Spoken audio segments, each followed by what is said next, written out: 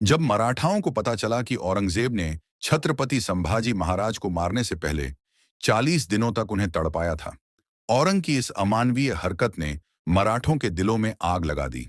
इसके बाद मराठा क्षेत्र के सभी राजाओं के आंतरिक मतभेद गायब हो गए और केवल एक ही लक्ष्य बचा, औरंगजेब और मुगलों का विनाश। इधर रायगढ़ किले में इस कठिन समय के दौरान भी संभाजी के मृत्यु के अगले दिन ही 12 मार्च 1689 को रानी येसुबाई ने राजा राम महाराज का राज्याभिषेक करने का निर्णय लिया और अपने सभी मुख्य अधिकारियों को इकट्ठा करके सभी धार्मिक अनुष्ठानों के बाद राजा राम का छत्रपति के रूप में राज्याभिषेक कराया। ऐसा करके उन्होंने मुगलों को एक कड़ा संदेश दिया कि मराठा साम्राज्य अभी भी मजबूत है और लड़ाई लड़ने में सक्षम है, उनका छत्रपति अभी भी जिंदा है। इधर औरंगजेब को जैसे ही यह खबर मिली, उसने अपने जनरल जुल्फिकार खान को मराठा राजाराम को पकड़ने का आदेश दिया। राजधानी किला रायगढ़ को जीतने के लक्ष्य से जुल्फिकार खान 15,000 से अधिक की मुगल सेना लेकर निकल पड़ा। इधर राज्य अभिषेक के लिए मराठों का पूरा शक्ति आधार रायगढ़ में एकत्र था। जैसे ही सबको आक्रमण की खबर मिली, तो रानी येसुबाई ने तुरंत सबको सुझाव दिया, यदि मुगलों ने हमला किया और हमारी सारी शक्ति अधिकार एक साथ पकड़ी गई, तो यह हमारे भविष्य के लिए घातक साबित हो सकता है। आप सब जल्द ही यहां से निकल जाएं। लेकिन तभी संताजी ने कहा, महारानी, आप सब और हमारे राजा का क्या? नहीं, हम लोग अपने महाराज को अकेले नहीं छोड़ सकते। फिर महारानी येसुबाई ने कहा, मैं किसी तरह राजा राम महाराज को यहां से बाहर निकलवा दूंगी। आप लोग बस जल्द निकल जाएं, ये रानी आदेश है। रानी येसुबाई ने सुझाव दिया कि राजा राम महाराज को अलग अलग गढ़ों से लड़ते हुए बाहर निकलना चाहिए। फिर उनको अंत में जिंजी में जाकर सुरक्षित रहना होगा, क्योंकि जिंजी का किला एक अभेद किला था। येसुबाई की सलाह अनुसार राजा राम महाराज यशाजी कांक और रामचंद्र पंथ अमात्य के सुरक्षा घेरे की बदौलत भेष बदलकर रायगढ़ से भाग निकले। इधर संताजी गुस्से से लाल होकर बोले, उस सुअर के बच्चे ने हमारे महाराज के टुकड़े टुकड़े कर दिए और हम लोग कुछ नहीं कर रहे हैं। इतिहास हम पर थूकेगा।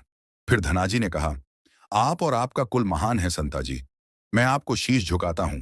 आपके पिता मलहौजी भी वीर गति को प्राप्त हो गए संगमेश्वर के युद्ध में, लेकिन आप उनको भूलकर सिर्फ अपने महाराज और अपने मराठा के लिए सोच रहे हैं।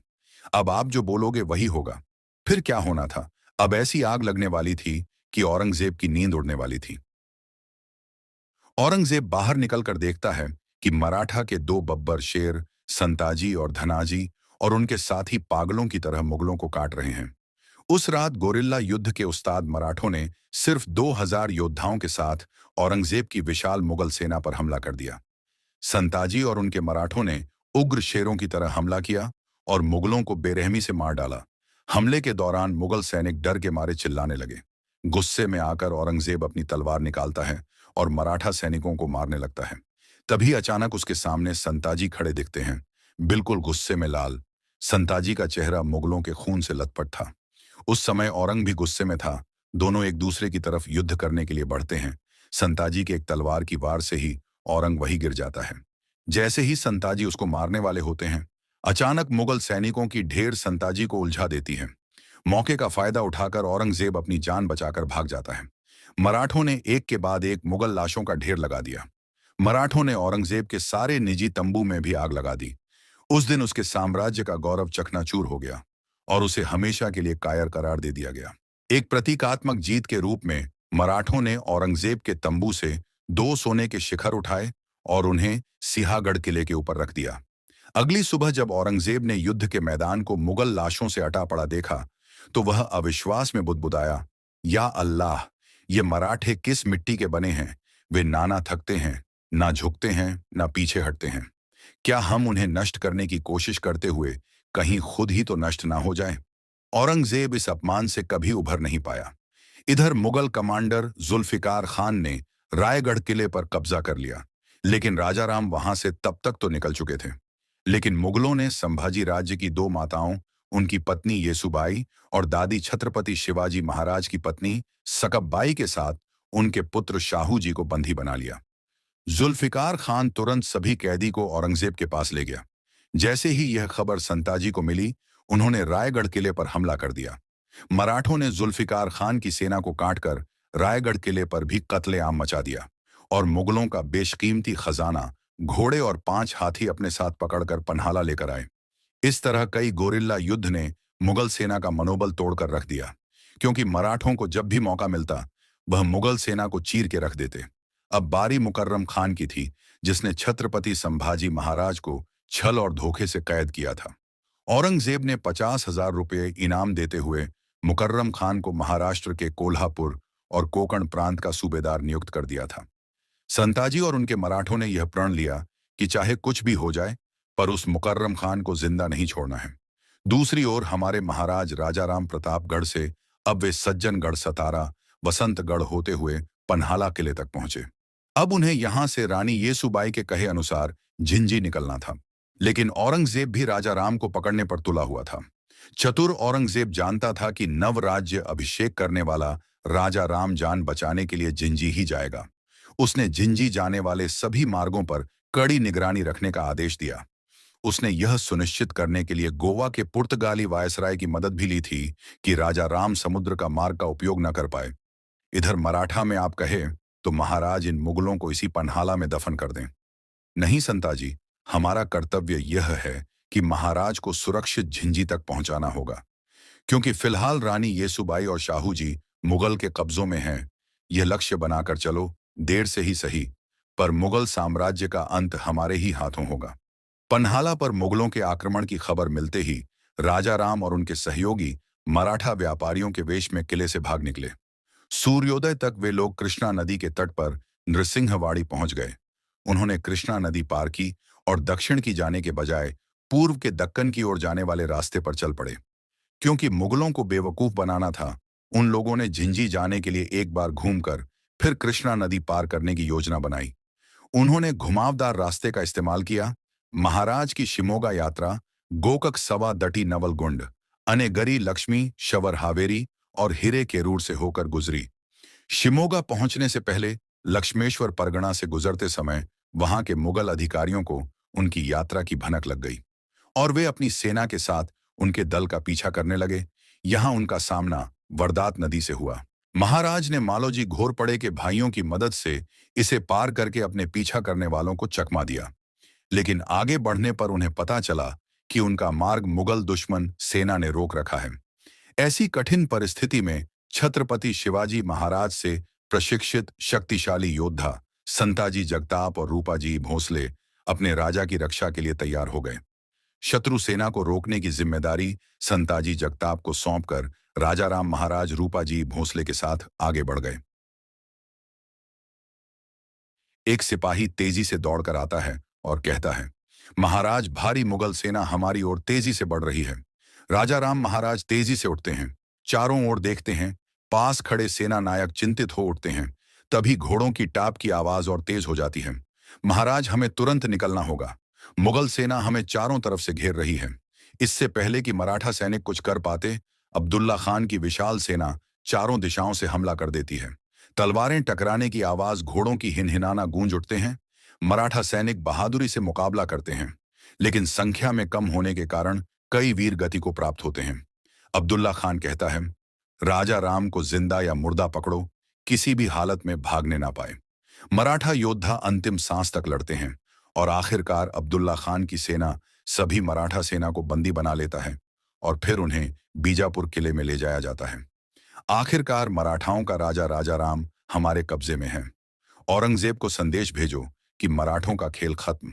एक मुगल सैनिक कहता है, हुजूर पहले पहचान की पुष्टि कर ले। अब्दुल्ला खान, क्या मतलब? राजाराम हमारे सामने खड़ा है। सैनिक बंदियों को जबरन घसीटकर सामने लाते हैं, लेकिन उनमें से कोई भी राजाराम नहीं होता। अब्दुल्ला खान का चेहरा अचानक गंभीर हो जाता है। धोखा यह कैसे हो सकता है? तभी एक घायल मराठा सैनिक हंसता है। उसकी आंखों में चमक और चेहरे पर वीरता झलकती है। राजाराम महाराज, तेरे हाथ कभी नहीं आएंगे। मराठा साम्राज्य को खत्म करने का सपना मत देख। अब्दुल्ला खान गुस्से में कहता है, राजाराम, इस बार तो तू मेरे हाथों से बच गया, लेकिन बहुत जल्द मैं तुझे तेरे बाबा साहेब और भाई के पास भेजूंगा। मराठाओं ने एक बार फिर मुगलों को चकमा दे दिया था। अब्दुल्ला खान के घमंड को करारी शिकस्त मिली, लेकिन मुगलों का कहर अभी खत्म नहीं हुआ था। अब्दुल्ला खान ने उन सभी सड़कों पर अपने जासूस तैनात कर दिए थे जिनसे राजा और उनके लोग यात्रा करने वाले थे। राजा राम महाराज और उनके लोग मुगल जासूसों से बचने के लिए आगे की यात्रा में घोड़ों का उपयोग करना छोड़ दिया। इसलिए वे सामान्य यात्री, तपस्वी, संत, व्यापारी, भिखारी आदि बनकर आगे बढ़ते रहे। वे मुगल चौकियों से बचने में कामयाब रहे और मुगलों को चकमा देकर 300 किलोमीटर दूर बेंगलुरु पहुंच गए। वहां पहुंचते ही बेंगलोर में एक और घटना घटी जिसने मराठों के लिए खतरा खड़ा कर दिया। वहां का एक सहयोगी राजा राम महाराज के पैर धो रहा था और कुछ स्थानीय लोगों ने यह देखा। अब उस क्षेत्र में यह खबर फैल गई कि एक महत्वपूर्ण और उच्च पदस्थ मराठा आया है। देखते देखते यह खबर जंगल में भीषण आग की तरह फैल गई और स्थानीय मुगल थानेदार तक पहुंच गई। यह बात वहां पर स्थित खंडो बल्लाल को पता चल गया। उसने मराठों को सतर्क कर दिया। खंडो बल्लाल ने राजाराम महाराज से अनुरोध किया कि वे अपने अधिकारियों को इकट्ठा करें और दूसरे रास्तों से चले जाएं। मुगलों को भटकाने के लिए खंडो बल्लाल और कुछ अन्य लोग यहीं रुक गए। जब थानेदार पूछताछ करने आया तो उसने पाया कि महाराज वहां है ही नहीं। इसलिए उसने खंडो बल्लाल और अन्य लोगों को जंजीरों में जकड़ दिया और पूछताछ करने लगा। हुजूर, अगर राजा राम यहां होता तो मैं खुद आप सबको सूचित कर देता। तुम्हें क्या पागल कुत्ते ने काटा है जो तू अपने राजा को अफसाएगा? बल्लाल ने कहा, राजा राम का परिवार मेरा भी दुश्मन है। उसके भाई शंभू राजे ने मेरे पिता बालाजी आवाजी को हाथी के पैरों से कुचलवा दिया था। मुझे भी उससे बदला लेना है। किसी तरह मुगलों की नजरों से बच बचाकर राजा राम महाराज और अन्य लोग घोड़े पर सवार होकर तकरीबन 35 दिन का सफर करते हुए आखिरकार झिंझी में प्रवेश कर गए। अब महाराज और उनके आदमियों के सामने एक और बाधा खड़ी थी। उनकी अपनी सौतेली बहन अंबिका, अंबिकाबाई संभाजी की सगी बहन थी और राजा राम महाराज की सौतेली बहन। जब उन्हें राजा राम महाराज की किले का उपयोग करने की योजना के बारे में पता चला तो उन्होंने उनका विरोध करने का फैसला किया और युद्ध की तैयारी शुरू कर दी। हालांकि ना तो किले के लोग और ना ही उनके सलाहकार उनके पक्ष में थे। उनके मंत्रियों ने आपसी मतभेद भुलाने को कहा ताकि उनके पिता शिवाजी का सपना न टूटे। इसीलिए अंबिकाबाई को राजाराम महाराज के लिए झिंझी किले के द्वार खोलने पड़े। आखिरकार 15 नवंबर 1689 को राजा राम महाराज अपने दल के साथ झिंझी किले में पहुंच ही गए थे। इस तरह महाराज की इस यात्रा की गाथा समाप्त हुई। तुलापुर से भागा हुआ बादशाह बीजापुर में बैठा था। औरंगजेब अपने नक्शे पर झुका हुआ था। उसके सामने तमिलनाडु का झिंझक लाल घेरे में था। वह किला जहां अब मराठा प्रतिरोध की आखिरी उम्मीद राजाराम महाराज मौजूद थे। उसकी आंखों में वही जुनून था जो कभी शिवाजी और संभाजी को ध्वस्त करते समय था। लेकिन इस बार उसका लक्ष्य सिर्फ राजा नहीं बल्कि पूरे मराठा वंश को समाप्त करना था। मुकर्रर खान को संदेश भेजो, औरंगजेब ने भारी आवाज में बोला। सुल्तान के इस पुराने और भरोसेमंद सेनापति ने औरंग के आदेश को सलाम किया। मुकर्रर खान को आदेश मिलते ही उसने एक विशाल सेना तैयार की। हजारों मुगल सैनिक के साथ वह झिंझी की ओर कूच कर गया। कोंकण से निकलते ही यह सेना बेजोड़ रफ्तार से बढ़ती गई।